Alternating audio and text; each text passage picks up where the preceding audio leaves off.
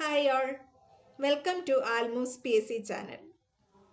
ഇന്ന് നമ്മൾ ഡിസ്കസ് ചെയ്യാൻ പോകുന്നത് ചലന നിയമങ്ങളെ പറ്റിയാണ്. എല്ലാവർക്കും അറിയാം ചലന നിയമങ്ങൾ എത്ര എണ്ണം ഉണ്ട്? 3 ചലന നിയമങ്ങളാണ് ഉള്ളത്. ഇത് ആരാണ് ആവിഷ്കരിച്ചത്? സർ ഐസക് ന്യൂട്ടൺ ആണ് ചലന നിയമങ്ങൾ ആവിഷ്കരിച്ചത്. നമുക്ക് ഒന്നാം ചലന നിയമം എന്താണെന്ന് നോക്കാം. ഈ ഒന്നാം ചലന നിയമത്തെ ലോ ഓഫ് ഇനേർഷ്യ അഥവാ ജഡത്വ നിയമം എന്നും പറയുന്നുണ്ട്. വളരെ സിമ്പിളായിട്ട് ഡെഫിനിഷൻ ഒന്നും ഇല്ലാതെ ഞാൻ പറഞ്ഞുതരാം. അതായത് ഒരു വസ്തു വിശ്രമാവസ്ഥയിലാണെങ്കിൽ ആ അവസ്ഥയിൽ തന്നെ തുടരാൻ ആഗ്രഹിക്കുന്നു. ഒരു വസ്തു ചലനാവസ്ഥയിലാണെങ്കിലോ ആ അവസ്ഥയിൽ തന്നെ ചലിക്കുവാൻ ആഗ്രഹിക്കുന്നു. എപ്പോഴാണ്? പുറമേ നിന്നൊരു ബലം പ്രവർത്തിച്ചില്ലെങ്കിൽ മാത്രം. ഇതാണ് ഒന്നാമത്തെ ചലന നിയമം എന്ന് പറയുന്നത്. ഇതിനെ നമ്മൾ ലോ ഓഫ് ഇനേർഷ്യ ജഡത്വ നിയമം എന്നും പറയുന്നു. ഇനി രണ്ടാം ചലന നിയമം എന്താണത്?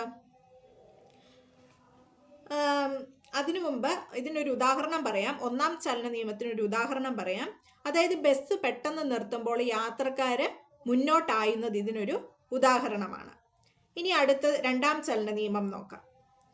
ഒരു വസ്തുവിന്റെ സഞ്ചാരമാറ്റം പ്രയോഗിച്ച ബലത്തിന് അനുപാതമാണ്. എന്താണ് പ്രയോഗിച്ച ബലത്തിന്? വസ്തു അതിന്റെ സഞ്ചാരമാറ്റം എന്ന് പറയുമ്പോൾ മൊമെന്റം, അത് എന്തിനാണ്? പ്രയോഗിച്ച ബലത്തിന് അനുപാതമാണ്.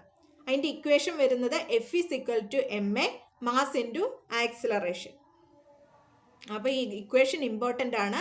ഇത് ഉപയോഗിച്ച് പ്രോബ്ലം സോൾവ് ചെയ്യാനായിട്ട് PSC ക്വസ്റ്റ്യൻ പേപ്പറുകളിൽ കാണാറുണ്ട്. അതായത് ഭാരമേറിയ വസ്തു നീക്കാനായിട്ട് എന്ത് വേണം? കൂടുതൽ ബലം വേണം. ഒരു ചെറിയ കല്ലെടുക്കാൻ നമുക്ക് ചെറിയ ബലം ഉപയോഗിച്ചാൽ മതിയല്ലേ? പക്ഷെ വലിയൊരു കല്ലെടുക്കാൻ നമുക്ക് അത്രയും ബലം ഉപയോഗിച്ചാൽ മതിയോ? കൂടുതൽ ബലം പ്രയോഗിക്കണം. അതാണ് രണ്ടാമത്തെ ചലന നിയമത്തിന് ഒരു ഉദാഹരണം പറയുന്നത്. ഇനി മൂന്നാം ചലന നിയമം, അതെല്ലാവർക്കും അറിയാവുന്നതാണ്. ഓരോ പ്രവർത്തനത്തിനും തുല്യവും വിരുദ്ധവുമായ പ്രതികരണം ഉണ്ടായിരിക്കും. ഇംഗ്ലീഷിലാണെങ്കിൽ കുറച്ചുകൂടി എളുപ്പത്തിൽ പറയാം. Every action has an equal and opposite reaction. അതായത് നമ്മൾ നടക്കുമ്പോൾ നിലത്തേക്ക് കാൽ കൊണ്ട് ഊന്നൽ നൽകുന്നു. അപ്പോഴെന്താണ്? നാം മുന്നോട്ട് പോകുന്നുണ്ടല്ലേ?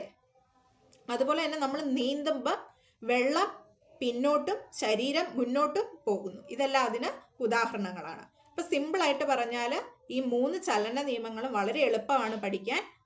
PSCയിൽ എന്തായാലും ഫിസിക്സ് വിഭാഗത്തിൽ ഭൗതിക ശാസ്ത്രത്തിൽ ചലന നിയമങ്ങൾ ചോദിക്കുന്നതാണ്. വീഡിയോ ആദ്യം കാണുന്നവരാണെങ്കിൽ സബ്സ്ക്രൈബ് ചെയ്യുക. വീഡിയോ ഇഷ്ടപ്പെട്ടെങ്കിൽ ലൈക്ക്, ഷെയർ ആൻഡ് സബ്സ്ക്രൈബ്.